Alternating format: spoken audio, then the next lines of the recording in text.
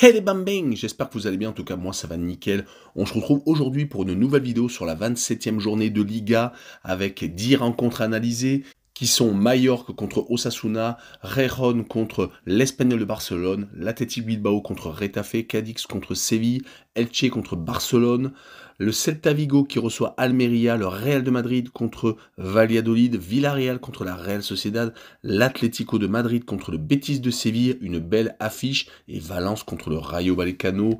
Avant d'attaquer, bien entendu, maintenant, 2 matchs analysés dans cette vidéo et le reste est sur mon site VIP. N'hésitez pas à venir nous rejoindre.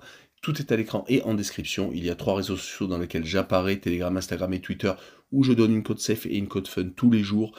Bien entendu, le petit pouce pour faire remonter ma vidéo le plus haut possible et surtout abonnez-vous. On est au-delà des 13 400 et bientôt 13 500, c'est magnifique.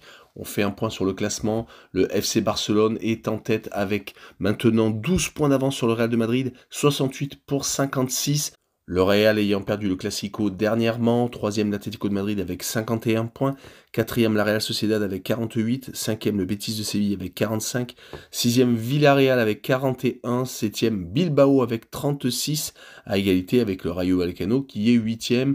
En fin de classement, 15e Cadix avec 28, à égalité avec une autre équipe Valladolid qui est 16e, 17e l'Espanyol avec 27, tout est serré, 18e Valence avec 26, première équipe relégable avec Almeria qui est 19e et qui a le même nombre de points, et 20e et dernier Elche avec 13 points. Ça va être très compliqué, voire même impossible de se sauver bien entendu. Et on attaque avec Mallorca contre Osasuna. Les deux équipes sont au milieu de tableau. 9e pour Osasuna, 11e pour Mallorca avec 2 points d'écart. Mais ils ne sont pas si loin que ça, surtout pour Mallorca qui a que 6 points d'avance sur la première place relégable.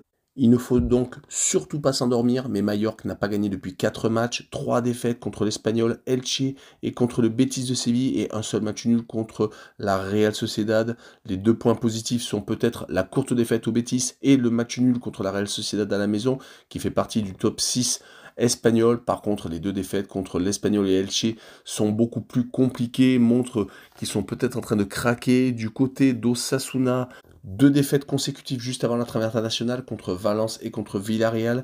Le plus inquiétant, c'est qu'ils n'ont pas marqué juste avant. Ils avaient pourtant fait une belle série positive, se qualifiant en Coupe du Roi contre l'Athletic Bilbao, gagnant des matchs importants, surtout au FC Séville 3-2, mais le 0-0 contre le Celta Vigo a marqué le début du déclin avec donc ces 2 défaites consécutives juste avant la trêve. Mais le 9e du classement a tout de même une qualité, c'est qu'ils ne perdent pas beaucoup à l'extérieur sur les 5 derniers matchs de Liga, à part la défaite à Valence. C'était 7 victoires à Séville et c'est 3 matchs nuls obtenus à Elche, à l'Espanyol et à Valladolid. Mais du côté de Mallorca, ça lutte également quand ils reçoivent 3 victoires, 1 nul et une seule défaite.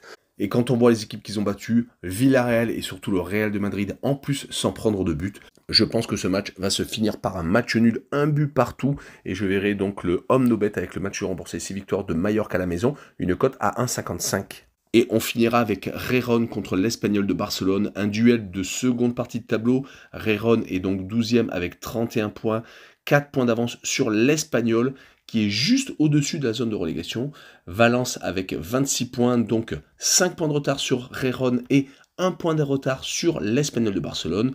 Leur chatouille les pieds car c'est le premier relégable. Et les 2 équipes ont du pain sur la planche car Gijón n'a plus gagné depuis ce déplacement à Bilbao le 26 février. 3 matchs sans victoire juste avant la trêve, c'est un mauvais signe pour Gijón qui doit absolument lutter pour ne pas descendre. Une défaite contre Retafe et contre l'Atlético de Madrid, 2 équipes madrilènes, et ils viennent de faire match nul au Rayo Vallecano, donc peut-être un petit soubresaut d'espoir du côté de l'Espanyol de Barcelone. Cela fait 3 défaites consécutives contre Valladolid, le Real de Madrid et le Celta Vigo. À chaque fois, ils ont réussi à marquer par contre un but, ce qui est peut-être assez bien quand on se déplace à l'extérieur contre une équipe qui lutte avec elle pour ne pas descendre. En tout cas, Rayron a gagné 3 de ses 5 derniers matchs à la maison. Les 2 défaites ont été contre Barcelone et l'Atlético de Madrid. Donc des gros morceaux. Quand ils jouent contre des équipes de leur niveau, à peu près, ils ont tendance à s'imposer, comme contre Séville, Valence et Almeria. Du côté de l'Espagnol de Barcelone, quand ils se déplacent, c'est une seule victoire et 4 défaites. Donc sur ce match-là, je vois bien une victoire de Rayron, 2-1, et je verrai les 2 équipes marquées avec une cote à 1,84. Voilà, on en a fini avec ces 2 matchs de Liga. Tout le reste est sur mon site VIP. N'hésitez pas à venir nous rejoindre. Ciao les bambins!